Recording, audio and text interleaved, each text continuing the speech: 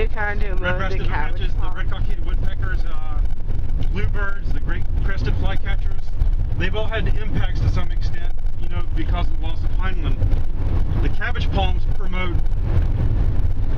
infrequent but very hot fire. The native pines promote very frequent, mild intensity fires. And so we've had a shift in farming intensity. Hydrology's changed because of the canal drainage. And so part of the big restoration out here is to help Picayune Bay to get more regular salinity and to restore the marine ecosystem, but it also has effects right here by the canals. Like, it will restore the uplands here back to their natural state over time. They trying to move the cabbage palms?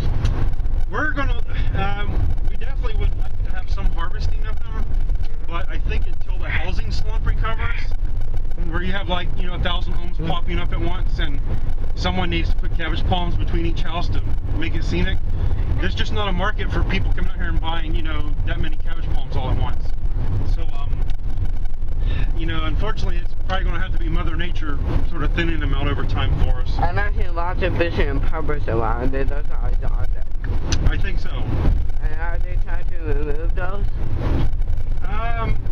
For the most part, we're not going to try to do a lot of what we call active restoration, where we're out here doing stuff physically by hand. We hope that the restoring of a sheet flow in the wet season, where there's just a little bit of standing water for months, we think that that will do a lot over time. We think the cabbage palms are going to be stressed over time. We think the Brazilian peppers that are scattered throughout are not going to be flood tolerant, and they're going to be thinned out over time. I hear you talking about filling in the canals, but then I hear you saying they're putting pump stations in. So are you taking the water out or putting it in? What's interesting is the pump stations are really not to pump water. Well, here's the concern. The real concern was if you fill the canals in, what happens in a heavy rain event? Because these canals run due north for 15 miles through a big residential area. So if you fill the canals in here, won't it flood us out up there? And that was a valid concern. So what the pump stations are doing is pumping water out of the canal to the north of us and sort of forcing it into the forest. Okay. Because the idea is like, yes, we can get sheet flow, but like water in a big floodplain swamp, it kind of trickles slow. The idea is those pump stations make sure that the people north of us don't get flooded out, and it helps to force the water into the forest, you know, to sort of promote that sheet flow. So it's really for the people north of us, not for the ecosystem here per se. Because, yeah, there could be 30-something thousand people, you know, flooded out north of us if those pump stations aren't up and running. Sure.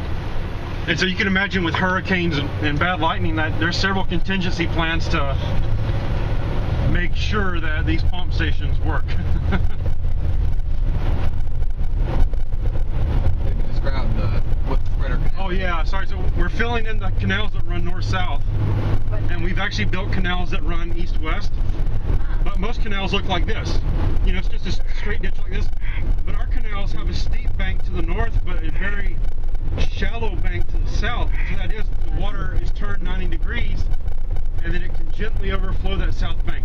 And when the pump stations are on, it sort of helps them push over that gentle bank right there. The canals that you're filling just in the forest area, or are they also in the cities? Because there's always drainage canals. No, only in the forest here. And the filling doesn't even start right at the forest boundary on I-75. I believe we've got anywhere from half to about 3/4 of a mile into the forest before those canals are filled in proper. Is it going to do much good though, because the Everglades were so huge before, and if all you're doing is restoring this little bit down here? Actually, in terms of what you think of as the Everglades proper, from Lake Okeechobee to Everglades National Park, Right. it will help that somewhat, but the huge impacts are going to be to the Big Cypress watershed, which sort of they don't merge with the Everglades watershed, but they sort of still flow out to Florida Bay. And Florida Bay will receive direct benefit of this, and especially what's called the Picayune Bay. There's some research being done by someone with the Florida Fish and Wildlife Commission, and he looks at Picayune Bay and 2 bays on either side of it, and looks at the sharks and the fish and the invertebrates he finds in there. two around Picayune Bay are fairly similar, and they have what you would think of sort of a natural ecosystem for that type estuary. The Picayune Bay looks more like a freshwater bay that has a little bit of saltwater stuff in it. It has more invasive species, like aquatic invasive species. The shark community is very different. And he's been documenting this for 10 years, and the goal was, once these canals are filled in and the sheet flow is restored, you don't have all this fresh water dumping straight into Picayune Bay. It will be distributed evenly amongst Picayune Bay, the two adjacent bays, and even a few of the other ones. Because Picayune Bay basically is converted from a saltwater estuary to a nearly freshwater sort of estuary. It's had these very different community effects. The idea is those... Do you want the freshwater effect, or you want it? We want that fresh water not to be dumped in one spot, to be evenly distributed. Gradual. Well, not only in time, but in space as well. Okay. Because right now, these four canals that ran north-south, they all met into a T canal and went straight to Port of the Isles. If you take 41 south, when you hit Port of the Isles, you cross over a canal. And, you know, all of the water in the Golden Gates Estates was shunted into that one canal, and it just was sort of stream shot right to Picayune Bay. And now it's going to be evenly distributed across 3 or 4 different bays down there. Excuse, you know the plant Spanish moss? Is that native Spanish moss? Spanish moss is native. Even though it looks like it's so weedy, you would maybe think it's not. It is definitely native to here. Interesting. I tell me it's not native. It's Spanish. I thought it was from Europe or something. Well, I think what happened is it's one of those things like the Spanish were here first in terms of the explorers, and then someone else came and said, "Oh, look, the Spaniards must have brought this," or you know, somehow it got attributed to them. You know, even though I think they said it resembled their the beards, because all the conquistadors had the big beards. That's how he got his name.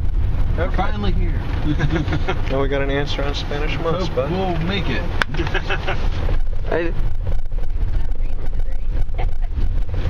So this first place we're taking you is a really large cypress. And so has anyone here been to Corkscrew Swamp Sanctuary? I have a million times.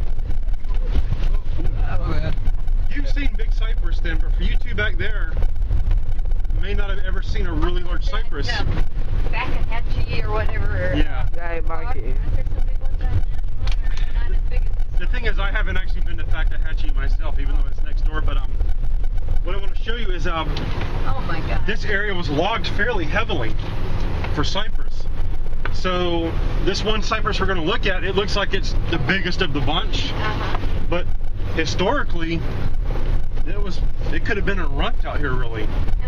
You know, there could have potentially been really big cypress out here, so we're going to see a remnant, and you'll see why they didn't harvest it when we get there. Now they're still harvesting cypress, but it's Where? Yeah, they're smaller. There you go. Oh boy. Yeah. I don't know what they did. Did you borrow this pen? Yeah, I know. It's a rental. Yeah, but dang, they didn't really give us a... Alright guys, hang on. Okay. This will be the last bad spot. Don't bottom out. Hang on. Alright, yeah, this is all that new restoration they're doing. That long You wheelbase. can see it from right here if you look. Yeah, if you look, you can see one cypress is just thicker than the others right there. You get up next to it though, you'll see how big it is. In fact, now that General Sherman, or the, what was it, The senator. the senator,